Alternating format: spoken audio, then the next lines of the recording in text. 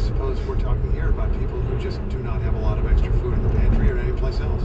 Yeah, absolutely. I mean, the reason people are on SNAP is because they are, economically struggling. So when SNAP benefit go away, they have to scramble to find food from other places. So they're not only going to have to think about, skipping meals, going hungry, but also trading off, am I going to pay for my prescription this month? Because I need the money to buy food. So we heard from a woman there named Susan who said she doesn't want to give her full name because she doesn't want people to know she depends on this program, and that immediately makes me think, 42 million people, this might be my neighbor, right? This might be several people at my kid's school. How do I find out, and how can I help? I think how can you help is really the key question, which is, and you've already discussed the fact that demand at food banks and other kinds of emergency food support is going to be going through the roof. So my advice to folks who want to help is to seek those places out in your community. Every community has food banks, food pantries, other kinds of support, and provide to those entities that are going to be seeing, soaring demand if they haven't already. Let me ask you about a complaint that is commonly made about government benefits. The complaint is that people are just getting free stuff.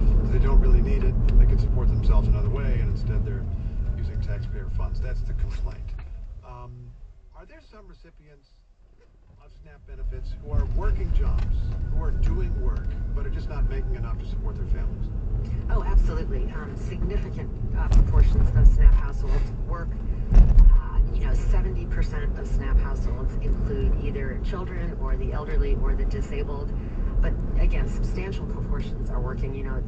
I can't tell you how many people I've met over my career that have talked about how SNAP was a lifeline when they lost a job because of the economy or because, the worker had to take care of a sick child or sick parents.